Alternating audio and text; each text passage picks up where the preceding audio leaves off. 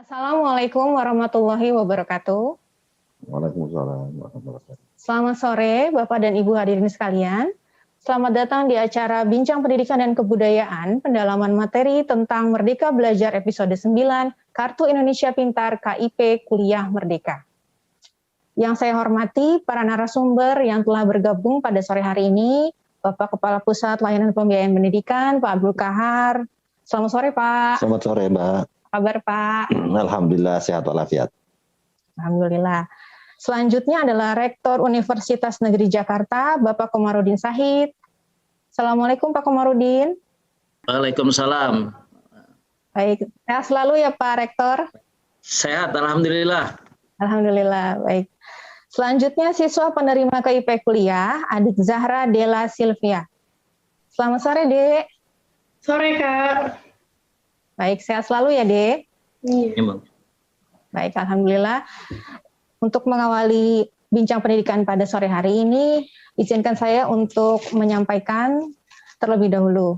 Kementerian Pendidikan dan Kebudayaan telah meluncurkan Merdeka Belajar episode ke-9 Kartu Indonesia Pintar KIP Kuliah Merdeka pada hari Jumat lalu. KIP Kuliah Merdeka merupakan wujud komitmen Kemendikbud dalam memberikan akses pendidikan tinggi yang merata, berkualitas, dan berkesinambungan. Pendidikan tinggi berpotensi memberikan dampak tercepat dalam pembangunan SDM unggul. Skema KIP kuliah tahun ini dirubah, yakni memberikan bantuan biaya pendidikan uang kuliah dan biaya hidup yang jauh lebih tinggi. Perubahan ini berlaku untuk mahasiswa baru yang menerima KIP kuliah pada tahun 2021. Anggaran yang dialokasikan untuk KIP kuliah meningkat secara signifikan dari 1,3 triliun pada tahun 2020 menjadi sebesar 2,5 triliun.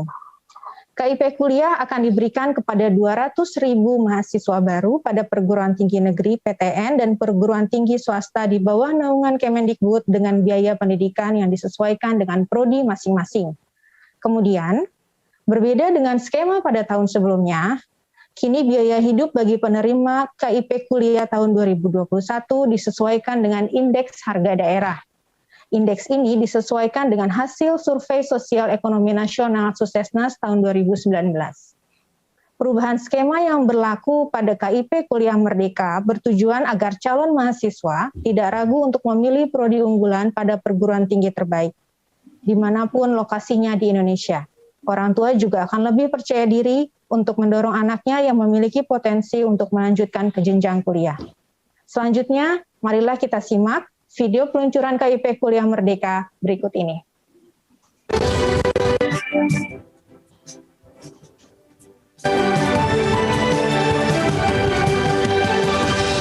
Demi membantu mewujudkan mimpi anak-anak Indonesia untuk dapat berkuliah dan meraih cita-citanya tanpa batas dengan bisa membuka imajinasi mereka, membuka mimpi mereka setinggi-tinggi mungkin, dan untuk mewujudkan amanat Bapak Presiden Joko Widodo yaitu mempercepat terwujudnya SDM unggul di Indonesia.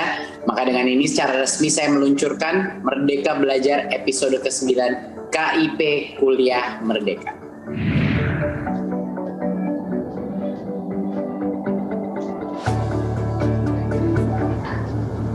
Kementerian Pendidikan dan Kebudayaan terus berupaya memperluas sasaran dan menyempurnakan implementasi Kartu Indonesia Pintar KIP Kuliah Merdeka untuk meningkatkan akses masyarakat tidak mampu agar bisa mendapatkan layanan pendidikan tinggi sebagai salah satu upaya mewujudkan SDM unggul Indonesia.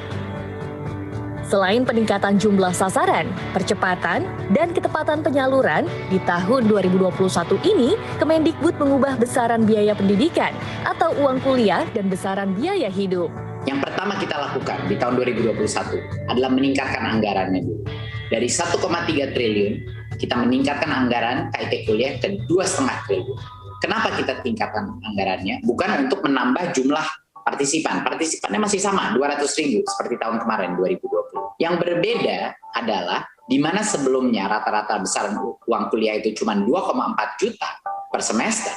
Untuk 2021, kita akan membagi-bagi batas maksimal daripada uang kuliah tersebut menurut akreditasi daripada proyek tersebut. Sekarang adalah kesempatannya untuk adik-adik yang kurang mampu, ya, tapi berprestasi sekali, adik-adik bisa bermimpi sangat besar, bisa masuk ke dalam program-program. Kalau Anda masuk ke dalam program-program terhebat di Indonesia, Anda bisa menerima sampai dengan 12 juta per semester dari KIP Kuliah. Karena ini adalah yang namanya kebijakan harapan, memberi harapan kepada anak-anak kita dimanapun mereka. Kalau mereka kurang mampu tapi berprestasi, mereka akan diberikan beasiswa yang memadai sesuai dengan kualitas program. Ini hari yang sangat gembira karena hari ini hampir semua anak-anak yang mungkin karena situasi ekonomi kurang mampu, tetapi dengan kerja keras dan prestasi, dia bisa meraih mimpinya untuk masuk universitas terbaik di kota-kota terbesar, di prodi-prodi yang termahal pun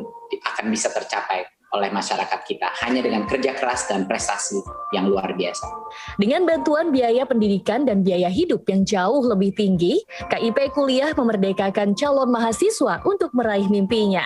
Sekarang kami akan semakin terbuka untuk memilih perguruan tinggi negeri yang menurut orang-orang itu di sana uang kuliahnya itu sangat besar.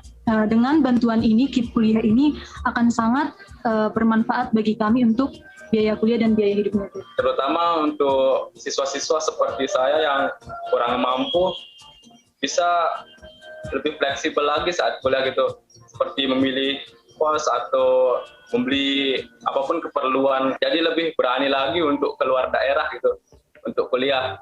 Agar semua adik-adik, terutama di daerah-daerah atau di luar kota-kota, untuk semangat bahwa kalau mereka kerja keras, kalau adik-adik berprestasi, Anda bisa tidak ada batas lagi untuk mencapai, tidak ada batas ekonomi lagi, walaupun kurang mampu. Tidak ada batas ekonomi untuk bisa masuk kepada program-program yang terbaik, bahkan yang termahal pun bisa masuk. Di kota-kota yang biaya hidupnya termahal pun. Jadi tidak perlu ada lagi kekhawatiran itu. Itu saja pesan saya, tolong disebarkan hari ini. Melalui KIP Kuliah ini, pemerintah lebih membuka banyak kesempatan bagi generasi muda yang berlatar belakang ekonomi lemah untuk berani bermimpi, mengubah nasib, sekaligus memotong rantai kemiskinan.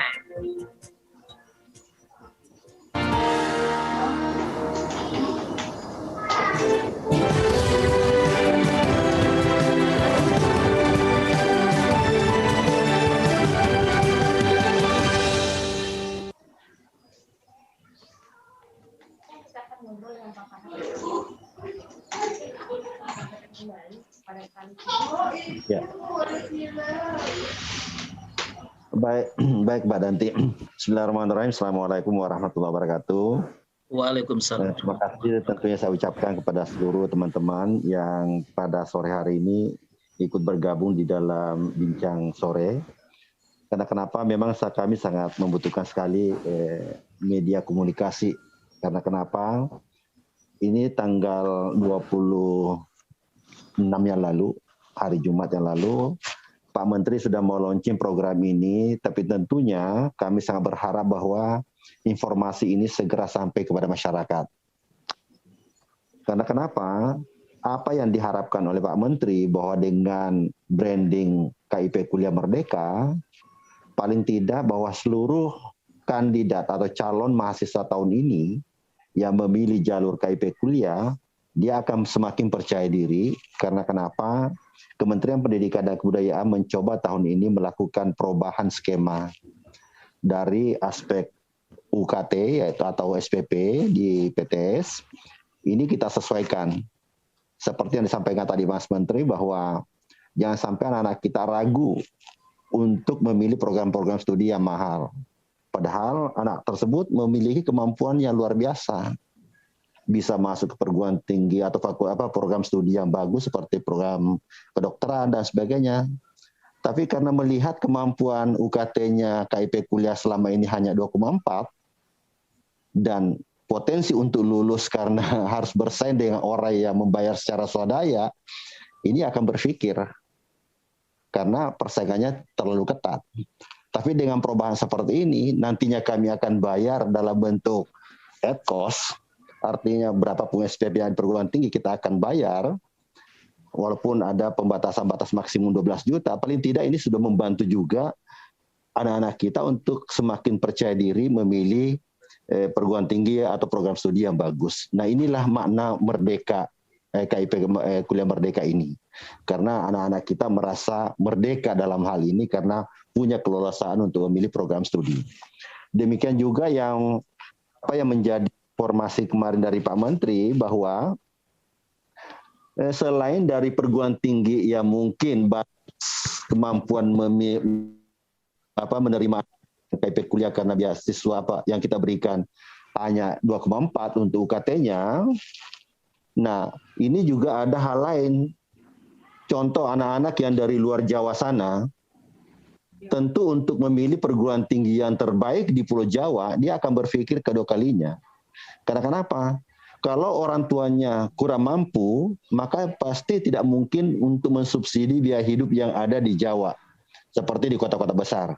Taruhlah Jakarta, Bandung, Jogja, Surabaya, dan sebagainya. Hampir semua kan perguruan tinggi yang bagus-bagus ini ada di sini.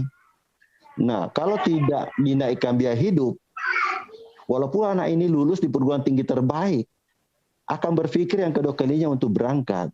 Karena kemampuan untuk orang tua untuk mensubsidi mereka, apakah itu biaya kosnya, transportnya, konsumsi, dan sebagainya, mungkin kebutuhan lainnya, orang tua tidak mampu mensubsidi, sehingga mengurungkan niat untuk menerima perguruan tinggi tersebut. Nah, harapannya inilah makna dari Merdeka, KIP Kuliah Merdeka, supaya anak-anak kita lebih leluasa memilih perguruan tinggi sesuai dengan kompetensi yang dimiliki.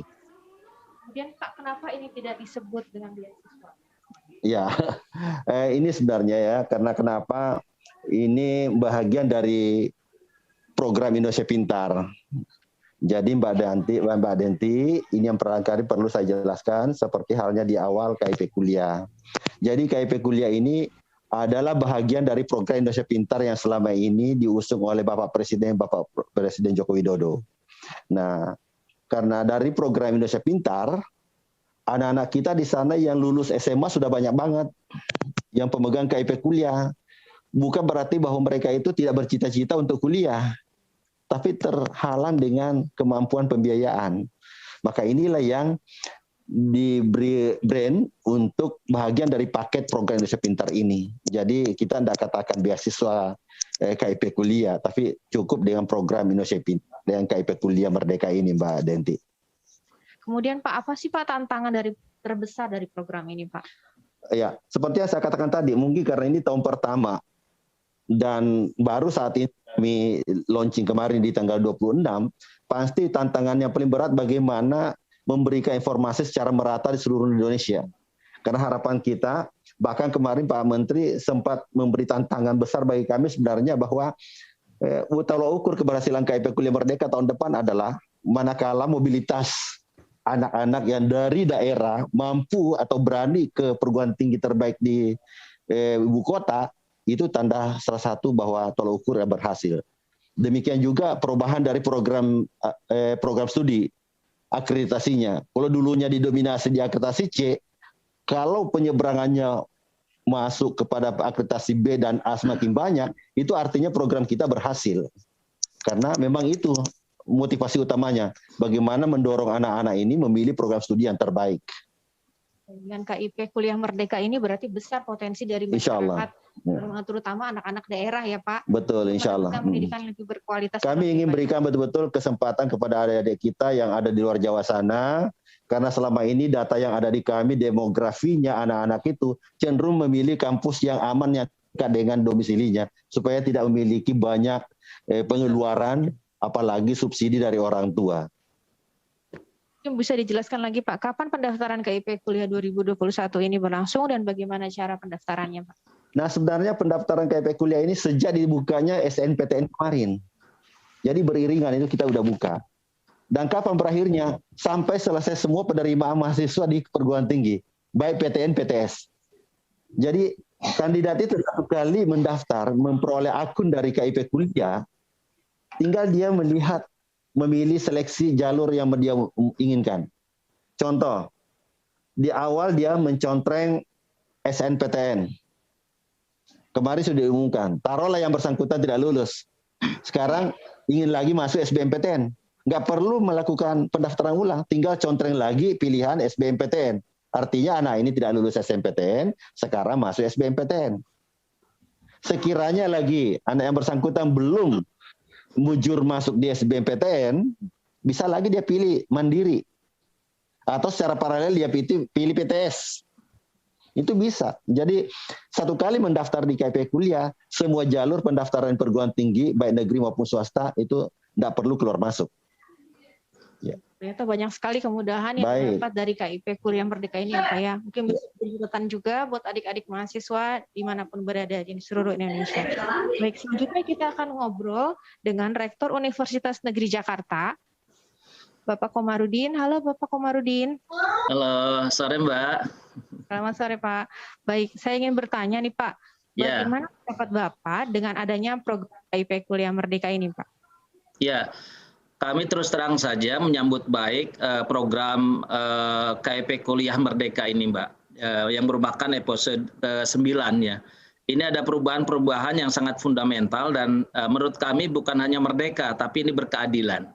Kenapa kami sebut berkeadilan? Karena hampir semua yang berstatus KIP saat SMA itu, dia bisa memilih ke semua program studi.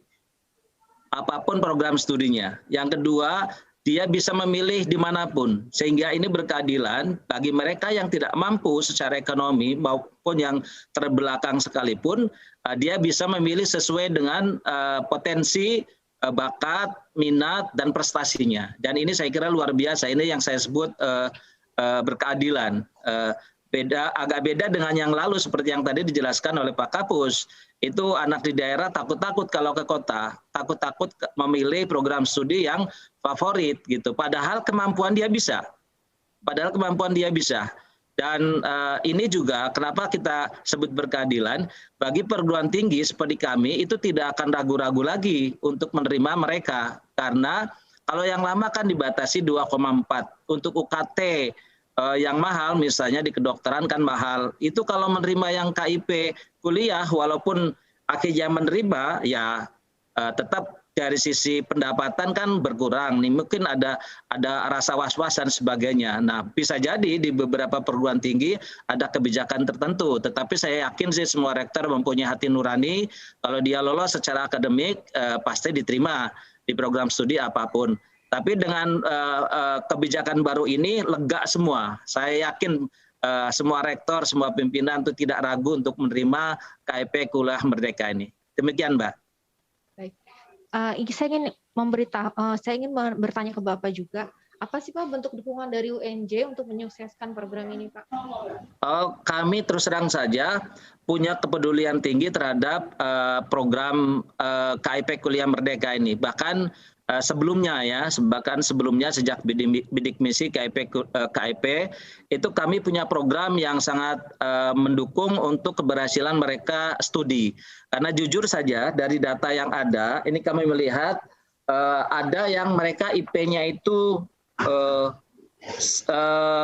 di bawah 1, itu ada datanya. Lalu ada yang di bawah 2,5, walaupun mayoritas di sini di atas 3, bahkan lebih banyak lagi di atas 3,5.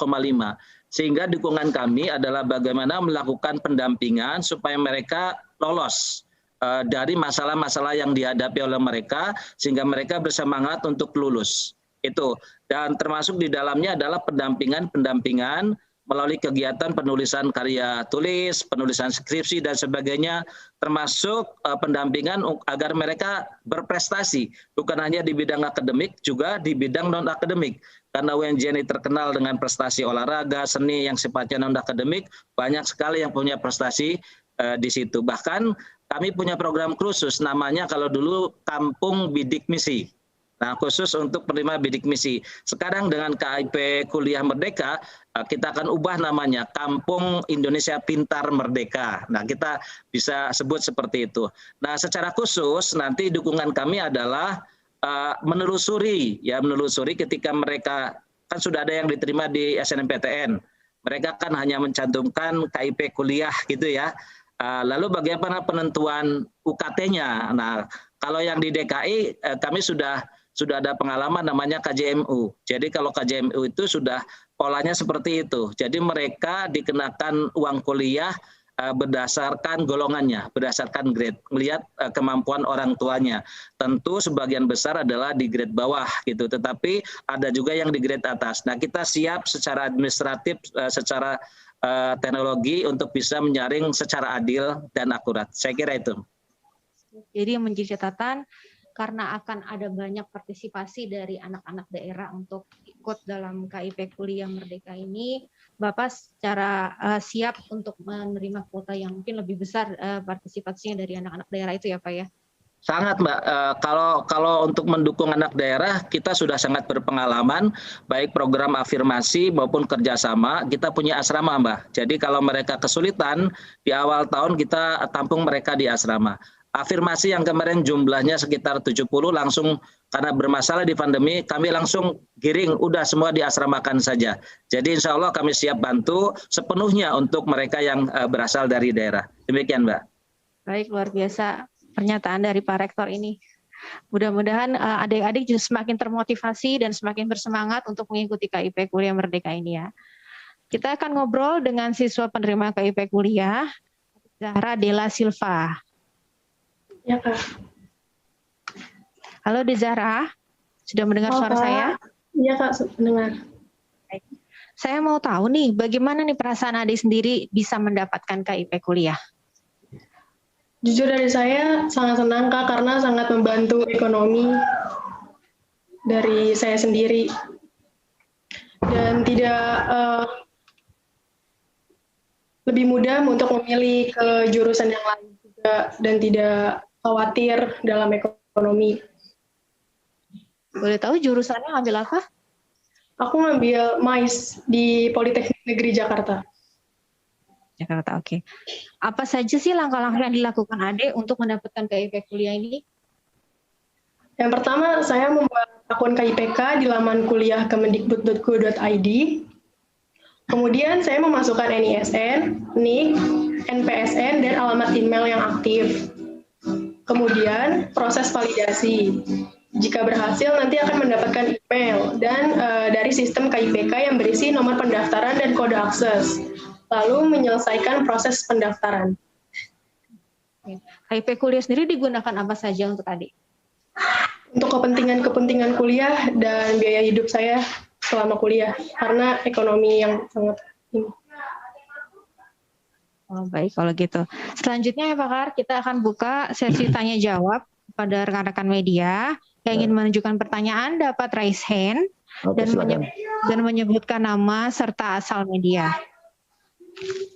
Sepertinya sudah ada yang ingin bertanya nih Pak Kahar. Yang pertama dari Harian Waspada, Ibu Dian Warastuti. Ya, silakan. Halo Ibu Dian.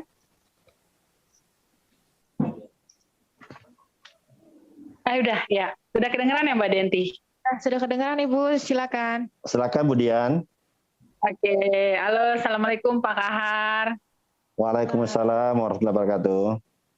Ya, makasih kesempatannya sore ini. Begini Pak Kahar, ini kan sekarang kan anggarannya naik signifikan. Terus penerimanya juga masing-masing, jumlah penerimanya sih tetap kan Pak ya, 200.000 ya Pak? Betul. Halo? Iya betul Mbak Dian. Kedengeran nggak ini? Kedengeran.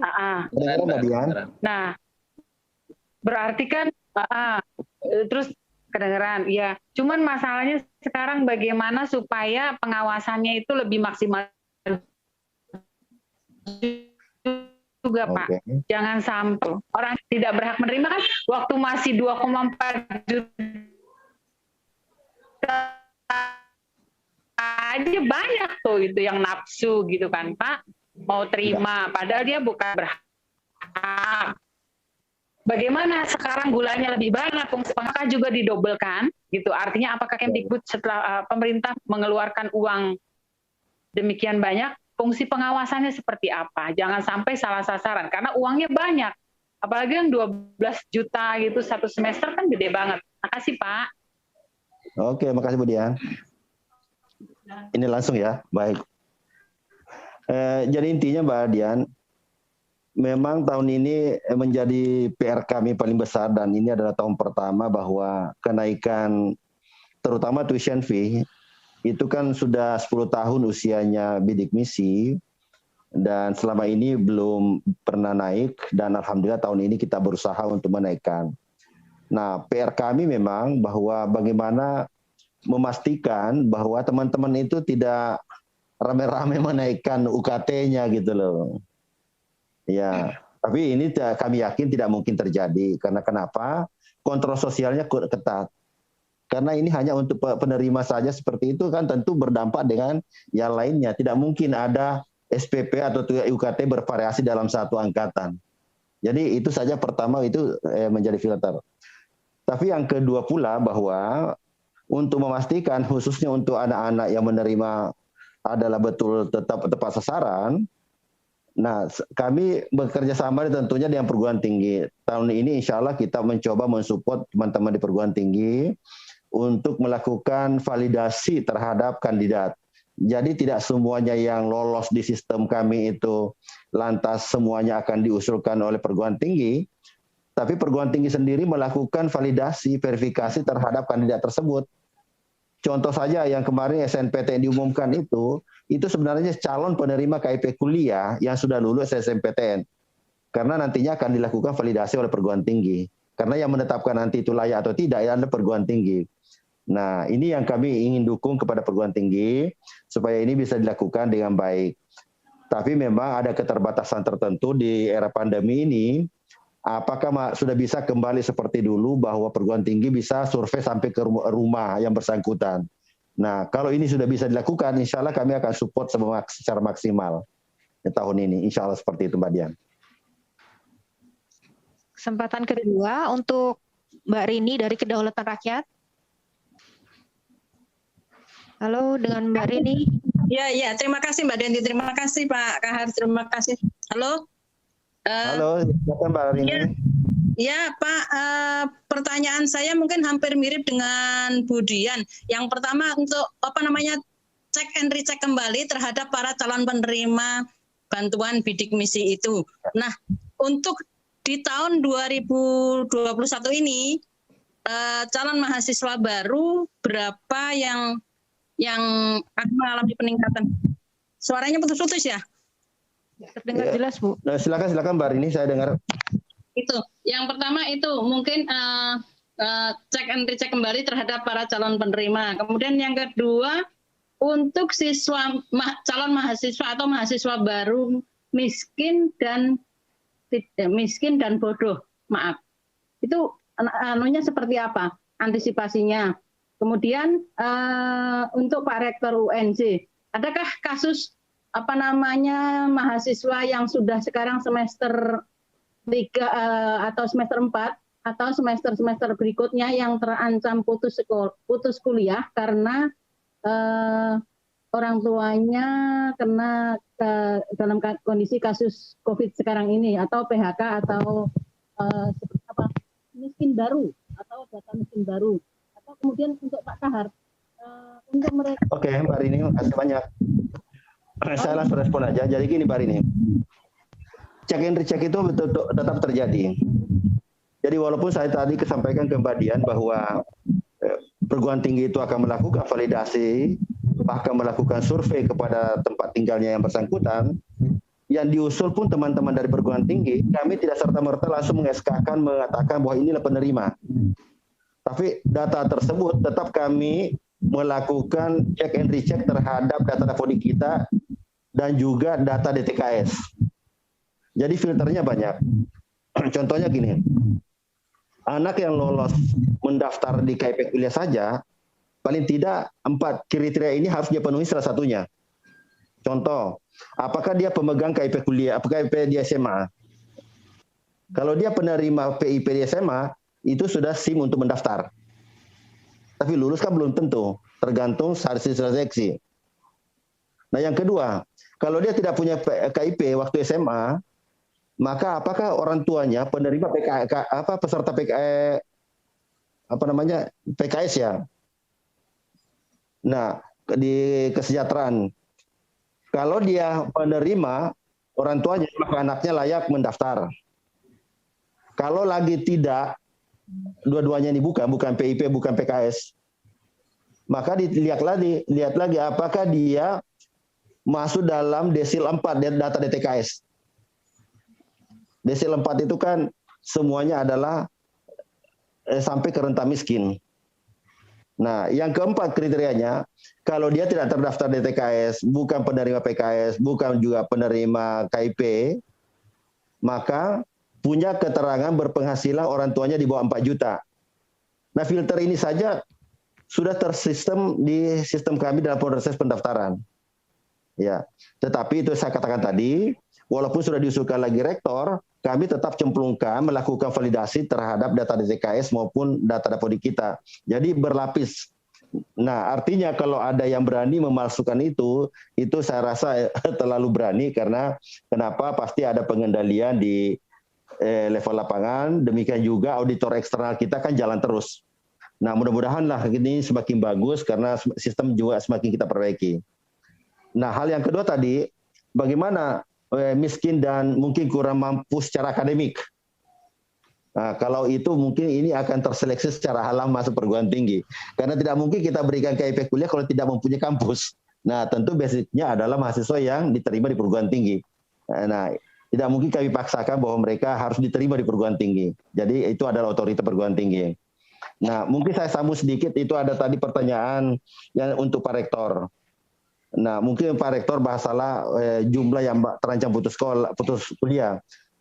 Tapi yang saya ingin sampaikan, seperti yang kemarin waktu tanggal 26, pertanyaan Mbak ini juga kalau nggak salah, bahwa yang sudah ongoing study, kalau ada orang yang terancam putus kuliah, itu bukan KIP kuliah tempatnya, tetapi ada bantuan UKT namanya. Jadi hanya untuk uang kuliah tunggalnya saja, tapi biaya hidupnya kita tidak biayai. Ya. Terima kasih. Mungkin ada yang ditambahkan dari Pak Rektor UNJ?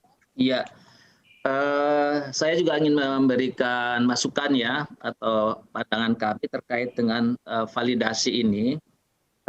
Kalau 4 tahapan tadi atau 4 kriteria itu sudah terstruktur secara sistematis, seharusnya mereka yang diterima di perguruan tinggi itu secara valid mereka itu memang berhak menerima, seharusnya ya. Jadi tidak perlu lagi harusnya verifikasi atau validasi. Tetapi ada kalanya barangkali ada oknum-oknum yang memalsukan data dan sebagainya, bisa jadi itu, maka perlu dilakukan verifikasi dan validasi. Nah, karena sekarang ini polanya adalah Merdeka, misalnya dari Sulawesi Utara melamar ke UNJ, atau dari Kalimantan Timur yang daerah pelosok ke UNJ, maka proses validasi atau verifikasinya mungkin kalau menurut kami usulannya terintegrasi, Pak Kapus. Terintegrasi itu tidak mesti orang UNJ datang ke daerah, itu mahal sekali. Bisa menggunakan perguruan tinggi yang ada di sana, sehingga terdekatlah. Jadi menggunakan tangan-tangan terdekat untuk melakukan validasi dan verifikasi. Nah, saya menduga ini validitas data penerima dengan pola yang ada sekarang terstruktur sangat luar biasa ini, saya yakin itu sekitar 95% atau mungkin sampai 99% valid, sehingga kami tidak perlu lagi terlalu direpotkan dengan proses validasi verifikasi yang mungkin bukan hanya makan biaya tapi juga makan waktu. Namun demikian tetap ada slot, saya kira ini luar biasa Pak Kapus sudah menyediakan hal seperti itu. Itu yang pertama.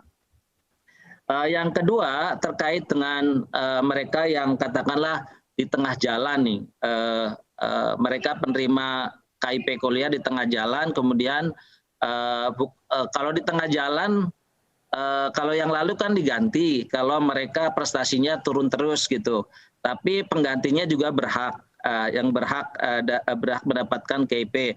Nah, yang tentang ini saya menunggu petunjuk dari kementerian kira-kira seperti apa. Tetapi kami juga tentu melakukan upaya pendampingan agar mereka mempunyai prestasi sesuai dengan standar, sehingga mereka tidak terancam putus kuliah atau DO. Nah, sementara kalau yang mereka lewat waktu karena mendapatkan bantuan atau KIP kuliah ini atau kuliah merdeka ini selama 4 tahun, maka memang mereka contoh kami itu mereka dikenakan UKT yang terendah gitu. UKT yang terendah, tapi memang beasiswanya kan sudah tidak ada. Jadi mereka tetap dikenakan. Jadi kalau lebih dari 4 tahun kira-kira seperti itu. Tetapi kalau yang putus kuliah selama ini sih kami sepanjang mereka punya minat, punya kemauan untuk menyelesaikan studi, kami bantu tentu dengan berbagai tindakan yang bersifat akademis. Kecuali yang bersangkutan, mohon maaf, ini ada kasus-kasus yang lalu, tapi ini yang lalu ya, itu mereka sendiri sepertinya moh atau enggan untuk menyelesaikan studi. Nah ini sangat disayangkan, tapi kami tidak bisa berbuat apa-apa, walaupun sudah melakukan fasilitasi, komunikasi, dan sebagainya. Saya kira itu penjelasan kami, Mbak Rini. Baik, terkait dengan pertanyaan validasi nih Pak, ada pertanyaan tambahan dari Ibu Dian yang sebelumnya. Ya, bagaimana silakan. soal validasi calon mahasiswa UNJ yang bidik misi? Oke. Kalau validasi secara administratif kan memang sudah berdasarkan data yang ada di KIP itu, sehingga mungkin ya kita yakin dan percaya bahwa itu mereka terdaftar di sana, tapi tetap kita bisa cek. Lalu yang validasi atau verifikasi faktual, kalau kami pengalaman yang lalu datang ke rumah-rumah ya. Datang ke rumah-rumah, memang dulu ketika berlaku awal-awal bidik misi, mohon maaf ini fakta yang di UNJ, ada anak anggota DPRD masuk gitu di satu daerah, tapi ternyata dia dapat. Lalu kemudian setelah jalan, ada anak penerima bidik misi kok pakai HP-nya Android gitu. Nah ini kita juga curiga, sehingga kemudian ya kita verifikasi yang seperti itu. Tapi belakangan saya sih melihat sudah baik datanya, sudah valid. Kira-kira seperti itu, Mbak. Jadi kita akan melakukan verifikasi dua, validasi atau verifikasi berdasarkan data administratif, berdasarkan database KIP, yang kedua adalah verifikasi faktual. Itu Mbak Danti. Baik, terima kasih. Maka sudah cukup Ibu Dian? Mbak Rini. Dan Ibu Rini? Mungkin cukup ya Pak. Cukup Mbak. Makasih. Terima kasih. Pertanyaan selanjutnya nih Pak, dari Harian Kompas, Mbak Mediana dipersilakan untuk bertanya. Halo Mbak Mediana. Silakan. Nah, halo Pak Kahar, selamat sore. Pak menyambung. Iya, Pak menyambung saja yang tadi sempat ditanyakan oleh Ibu Rini, yang bagaimana dengan anak-anak yang memang kurang mampu dan secara akademik kurang juga. Nah, itu sebenarnya seleksi untuk KIP yang sekarang ini secara akademik apa saja sih Pak gitu.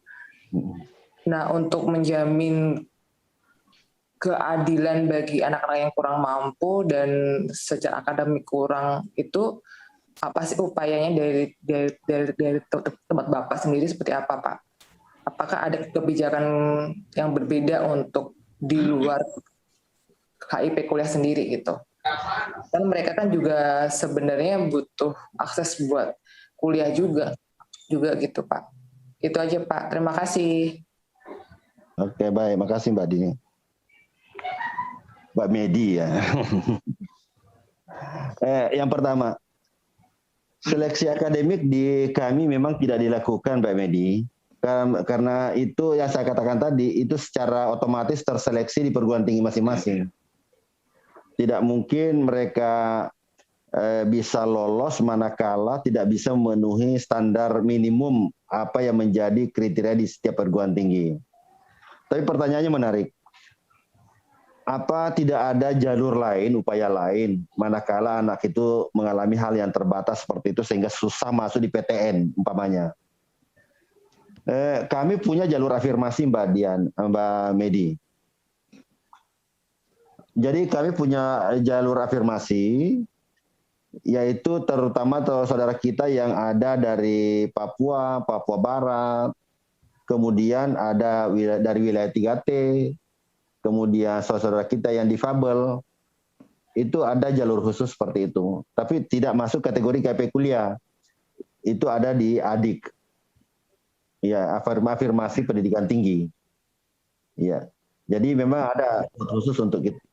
Tetapi kalau untuk KIP kuliah, dari segi akademik semuanya kita percaya ke perguruan tinggi. Jadi kalau dia masuk di perguruan tinggi, insya Allah kita akan biayai kalau memenuhi syarat. Gitu Mbak Media. Sudah cukup jelas, Mbak? Baik, saya rasa sudah. Oke, selanjutnya dari LKBN Antara, Mbak Indri. Ya, terima kasih Mbak Denti. Ya, selamat sore. Ini Pak, ada beberapa pertanyaan Pak. Yang pertama ini, apakah skema baru ini berlaku untuk mahasiswa penerima KIP yang lama Pak? Terutama kan untuk living cost-nya kan mereka kan yang dulu kan flat Pak. Nah ini apakah juga berlaku prinsip berkeadilan untuk mereka itu? Terus untuk biaya pendidikannya sendiri itu apakah dari Kemendikbud ini memberikan ke mahasiswanya atau langsung ke kampusnya gitu Pak? Terus yang kedua Pak, nah selama ini kan penerima KIP ini lebih banyak tersebar di kampus mana aja sih Pak? Ada nggak datanya? Apakah di kampus yang kategori PTNBH ataukah yang BLU Pak gitu? Terus terakhir untuk Prof. Komar, apakah selama ini kampus terutama UNJ itu ini Pak menyediakan kuota tertentu untuk penerima KIPK ini misalnya sekian persen sekian persen untuk penerima KIP kuliah gitu Pak. Terus bagaimana kebijakan untuk tahun ini Pak Komar? Terima kasih, itu aja. Ya. Oke, baik Mbak Indri, terima kasih banyak. Jadi khusus yang skema baru seperti disampaikan tadi Mbak Denti di pengantar, itu hanya untuk yang masuk tahun ini. Jadi hanya entry baru Mbak ya, dan tidak berlaku surut. Jadi tidak berlaku untuk penerima yang sebelumnya, baik itu biaya pendidikan maupun biaya hidup. Ya. Kemudian yang kedua, biaya pendidikan itu kita transfer ke perguruan tinggi langsung, Mbak. Jadi tidak melalui mahasiswanya. Takut nanti kalau melalui mahasiswanya bukan menjadi biaya pendidikan, tapi mungkin ada kebutuhan lain yang mendesak. Nah ini dalam rangka menjamin bahwa anak-anak itu bisa kuliah dengan tenang. Jadi semuanya kita langsung transfer ke perguruan tinggi. Kecuali biaya hidupnya. Kita transfer ke rekening masing-masing mahasiswa. Tidak melalui perantaraan perguruan tinggi. Sehingga langsung kepada mahasiswanya. Nah, pertanyaan berikutnya. Sebarannya selama ini bagaimana Pak Kahar? Nah, selama ini saya belum mengklaster apakah itu PTNBH atau BLU dan sebagainya. Tapi pasti ada data itu, cuma memang belum saya mengambil data itu. Intinya bahwa tahun 2020, potretnya kita alokasikan 60% untuk PTN, 40% untuk PTS. Tapi kenyataannya di akhir tahun anggaran, ternyata tidak bisa menyerap 60% PTN. Hanya 50%, jadi menjadi 50-50, 50-50. Setelah kami telusuri kenapa ini ada pengembalian kuota dari perguruan tinggi negeri tadi, inilah yang muncul sinyalir tadi. Bahwa banyak PTN-PTN yang bagus dan rata-rata yang mengembalikan kuota itu adalah perguruan tinggi yang memang mahal. Jadi hanya diserap yang memang mungkin UKT-nya bisa menerima sebagai subsidi, karena kalau terlalu banyak dia terima, maka terlalu besar subsidinya karena beasiswanya sedikit, terbatas. Nah inilah yang ingin diperbaiki di tahun 2021 ini. Proporsi tetap kita dorong kembali bahwa di PTN itu adalah 60% dan di PTS 40%. Demikian Mbak Indri. Baik, selanjutnya Rektor dipersilakan. Iya, baik. Kalau pertanyaannya tentang kuota, kuota itu yang memberikan kementerian. Jadi kami menerima saja kuotanya berapa gitu. Tapi biasanya juga di akhir-akhir itu kadang suka ada tambahan seperti tahun kemarin ya Pak Kapus ya, UNJ silakan diberikan tambahan. Nah kalau UNJ ya alhamdulillah sih kami tidak mengurangi kuota, bahkan kami menambah kuota karena niat kami adalah membantu anak-anak tidak mampu, anak-anak daerah yang ingin menyelesaikan studi sesuai dengan pilihan mereka. tentang kebijakan, saya kira tetap mengikuti kebijakan kementerian, berapapun kuotanya yang dikasih, dan kami harapkan juga nanti ada fleksibilitas juga, sehingga kami bisa membantu anak-anak yang memang ingin mempunyai kemampuan, skill, dan lulus dengan prodi pilihan masing-masing yang terbaik. Saya kira itu Mbak Indri. Baik, terima kasih atas penjelasannya Pak. Penanya kelima yaitu Bapak Ma'ruf dari Koran Jakarta. Selamat sore Pak Dendri, Pak Karan, Pak Komar. Sebenarnya udah banyak ditanyakan oleh teman-teman. Saya mau nanya aja tadi yang juga disinggung sama Pak Komar soal kalau misalnya penerima KIP kuliah merdeka ini di tengah jalan dia prestasinya menurun, terus kemudian katakanlah tidak sampai melanjutkan atau misalkan tidak, yang prestasinya menurun lah. Nah, apakah si KIP-nya itu dia bisa dialihkan ke mahasiswa yang dia tidak terdaftar tapi punya kendala dari segi ekonomi tapi prestasinya juga baik? Itu mekanismenya seperti apa sih? Karena dulu pas saya di kampus sering juga tuh advokasi yang mahasiswa-mahasiswa yang memang nggak dapat bidik misi tapi dia di pertengahan kayak punya kendala ekonomi dan itu harus dibantu gitu. Nah, salah satu yang digunakan yang didorong adalah dana-dana dari penerima bidik misi yang dia nggak sesuai gitu atau yang dia katakanlah prestasinya menurun gitu. Nah, itu kalau di KIP kuliah seperti apa sih? Karena kan kondisinya juga udah jauh berbeda. Hari ini juga pakai UKT dan lain sebagainya gitu. Mungkin itu ke Pak Kahar. Segitu aja. Terima kasih. Baik, Pak Ma'ruf. Jadi gini, fleksibilitas di dalam pergantian itu mulai tahun 2021 memang kami mengeluarkan kebijakan bahwa boleh dilakukan pergantian. Ya, sehingga di tahun 2021 ini, khususnya yang ongoing dari 2020, itu ada beberapa perguruan tinggi mengajukan pergantian. Tapi tentu dengan catatan tertentu bahwa ada beberapa kriteria yang memang harus dipenuhi. Contoh, yang pertama boleh diganti adalah ibaratnya, mohon maaf ini kalau umpamanya meninggal dunia mahasiswanya. Yang kedua, karena dia mengundurkan diri atau tidak mendaftar pada semester tersebut. Itu memungkinkan mengundurkan diri, memungkinkan diganti oleh perguruan tinggi. Yang ketiga, apa yang disampaikan tadi Prof. Kamar, ada penilaian tersendiri oleh perguruan tinggi yang ditetapkan bahwa ini tidak boleh kurang dari IPK sekian standar masing-masing perguruan tinggi. Dan itu yang ketiga ini ada di kewenangan perguruan tinggi yang melakukan evaluasi. Nah, kalau menurut perguruan tinggi ini layak diganti, maka memungkinkan untuk diganti. Tapi caranya bagaimana? Tidak boleh langsung mengganti hanya di internal di perguruan tinggi. Tapi harus dikomunikasikan ke kami. Karena kenapa? Ada SK yang mendasari. Jangan sampai nanti kami diaudit, kebetulannya yang bersangkutan menjadikan uji petik, ini kan bisa menjadi temuan. Tapi kalau ada proses berita acara, ada usulan dari perguruan tinggi dengan menjelaskan kasus per kasus, ini memungkinkan kita terima alasan tersebut dan bisa kita lakukan pergantian dengan SK baru. Demikian Pak Ma'ruf. Mungkin akan ditambahkan oleh Pak Komarudin. Oke, baik. Saya kira memang polanya seperti itu. Jadi memang yang kami ganti pada umumnya ya seperti yang tadi dijelaskan oleh Pak Kapus ya, apakah mengundurkan diri gitu ya, atau mereka karena persyaratan akademiknya tidak terpenuhi. Karena tidak terpenuhi maka dia tidak berhak lagi untuk mendapatkan, ya kalau sekarang KIP kuliah merdeka. Lalu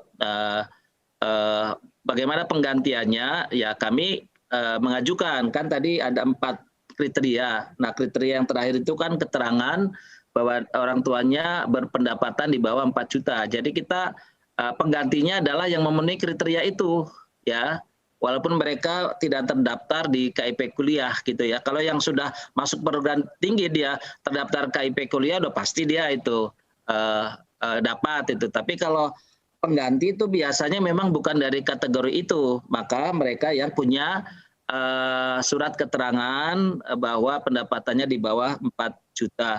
Lalu proses dan prosedurnya tentu kami tidak mengganti begitu saja, harus koordinasi meminta izin kepada kementerian dan nanti kan ada SK-nya. Kami juga nanti akan ada SK-nya sebagai pengganti dan seterusnya. Nah, berdasarkan SK penggantian itu nanti diajukan ke kementerian baru ditetapkan sebagai pengganti. Saya kira itu sejalan dengan apa yang tadi disampaikan oleh Pak Kapus.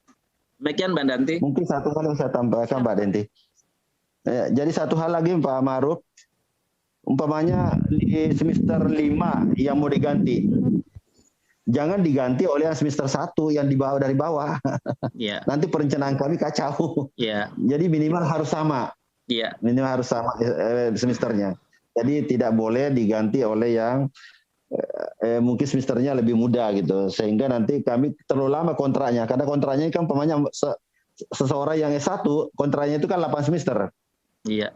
Nah, kalau diganti lagi yang muda, ini proyeksi anggaran kami nanti susah kami lihat.